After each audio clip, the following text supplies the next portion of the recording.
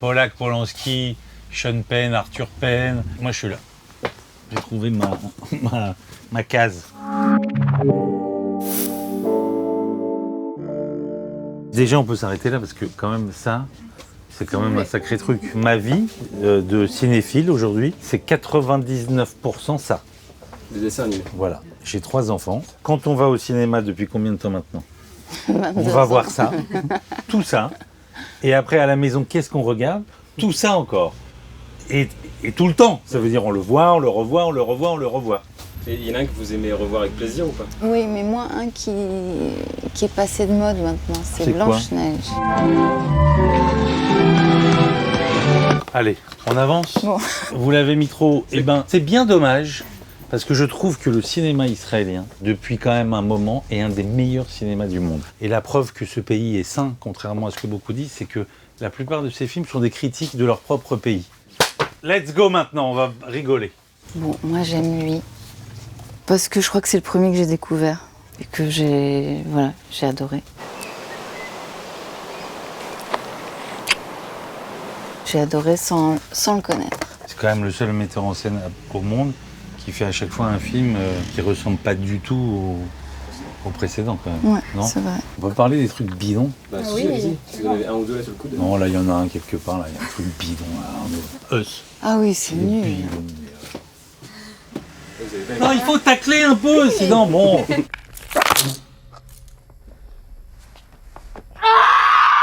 Alors c'est marrant d'ailleurs les films d'horreur où quand on essaie de voir, parce qu'on voit pas évidemment que des dessins animés avec les enfants, mais quand on essaie de leur montrer des films d'horreur qui nous ont terrifiés, ça les terrifie pas du tout. Rosemary's Baby, on a été grotesque.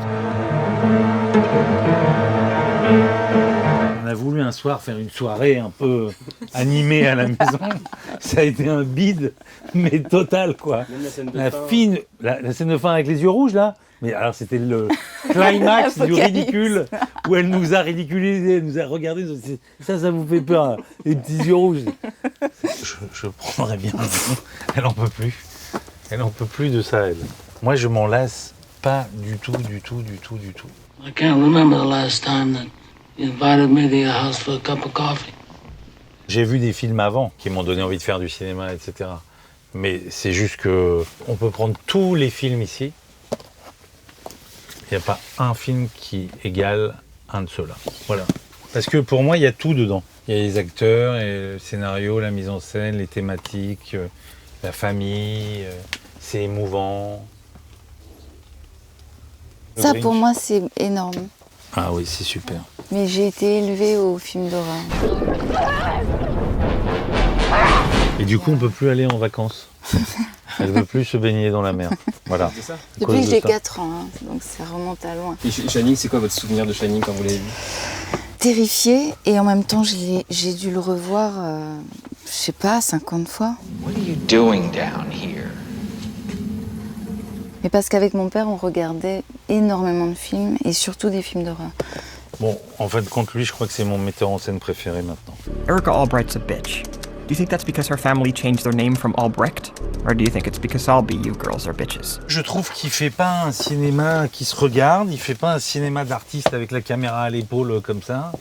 Parce que je trouve que c'est très structuré, ces films, très mis en scène. Chaque plan est extraordinaire. Voilà. J'ai une overdose de tous ces films. Caméra embarquée, le soleil qui tape la caméra, et puis dans le contre-champ, le soleil il tape encore la caméra. Et je trouve que Fincher, à l'image d'ailleurs des frères Cohen, ça reste des films où les metteurs en scène mettent en scène, quoi. Je trouve ça magnifique. Puis les histoires qu'ils racontent, à chaque fois, c'est des histoires de cinéma, voilà. De faire la voix de Tom Cruise. Est-ce que vous avez pris quelque chose de ça en fait, surtout? Ce qu'il y avait d'intéressant avec celui-là, d'abord c'était le premier, c'était quand même intéressant de regarder Tom Cruise comme jamais je l'avais regardé. Chérie, comment tu vois ça entre nous? Mais ce qu'il y avait vraiment d'intéressant, c'était que quand on faisait le doublage d'Eyes Wide Shut, le film n'était pas terminé. Et du coup, on recevait des choses à refaire. Et donc, on voyait l'évolution du montage. Génial, ça. Et ça, c'était extraordinaire. Moi, ça m'a beaucoup... ça m'a fait du bien, en fait. Je me suis dit, voilà, la fabrication d'un film, c'est la même de partout. Moi, ça... Oh, génial, tout ça. Ouais, et ça me fait penser à la Lars aussi. Nurse Ratchet, look! Look! The chief put his hand up! The chief put his hand up. Look, he voted. On voit rien de mieux que ces films qui nous ont marqués à l'adolescence. Il n'y a plus un film qui me fait cet effet-là. Je me demande si l'époque de mon adolescence était la meilleure époque de cinéma. Ou est-ce que c'est juste parce que j'étais adolescent? Je trouve qu'un des gros avantages du DVD, il y avait, je sais pas si on prend au hasard, il y avait des bonus. Je me souviens d'un DVD d'une comédie avec De Niro, là, à mon beau-père et moi. Il y avait des scènes coupées de fou rire de De Niro. Take a look at this. Même De Niro, il est capable de se gourer ou d'ouvrir la mauvaise porte ou d'avoir un fou rire. Ça fait du bien quand même. Tiens, tu veux qu'on discute d'un film, toi et moi? Rien à foutre de ça. Il déteste. Non, c'est pas que je déteste. Moi, c'est un de mes films. Et puis ça me fait chier de dire je déteste parce que c'est Truffaut et c'est Depardieu et Fanny Ardant. Tu dois être content, non? Oui, je suis content.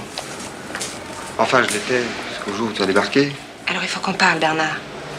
Ce que je veux dire, c'est que tous les acteurs autour de ces deux-là, ils parlent faux, ils parlent en direct. Oui, mais ces deux-là, ils font donc tout du coup, le ça film. me sort du film. Non. À chaque fois qu'il y a un gars qui parle et qui dit « Donnez-moi une cigarette, s'il vous plaît », je peux pas. Et je crois que vous avez aussi votre section. Oui, mais je voulais voir si elle pouvait passer comme ça, Sans, comme ça, en ignorant mes films. Elle est passée là, elle a rien dit. C'est un peu... Mais j'ai pas vu. Bah ça, C'était bien, ça. Ça, c'était intéressant à faire. Have you ever made love to a perfect stranger? Yeah, you're teasing me. Moi, les Monty Python, parce que c'est fait partie de ma culture et de ce que ma mère m'a fait connaître depuis toujours. Ah, ça, pour moi, c'est un grand souvenir, en fait. Je crois que j'ai vu le film avant tout le monde parce que mon père faisait la musique. Comment ça, je te trouble? Ta présence me trouble, ton odeur me trouble. Te sentir derrière moi dans l'obscurité, ça me fait perdre mes moyens. J'étais jeune, en plus, mais j'adorais. J'adorais ce film. Et comment tu t'en es tourné avec lui C'était un bordélique, comme il veut que ça se passe. C'était prévu dans les grandes lignes, mais après, on improvisait tout. Et donc, c'est une expérience que j'adore. De pas avoir le lobe coupé, c'était aussi un signe de reconnaissance de sorcière. On voit plus rien. C'est comme s'il y avait écrit Netflix. J'ai un petit tacle. Mais bon, je peux pas. Bon, moi, j'adore ça. Ah, c'est quoi? Well, she's not gonna find them lying in the grass like that. Tu parlais de notre petite fille, mais on en a une plus grande qui a 16 ans et qui regarde ça depuis 5 ans, 4-5 ans. C'est devenu comme De Funès, où ça traverse les générations. Bon, ça, moi, c'est un de mes cinéastes préférés. De loin. Belle de jour et Los Olvidados. Ça, je crois que ça m'a donné envie d'être actrice, le petit garçon de Los Olvidados.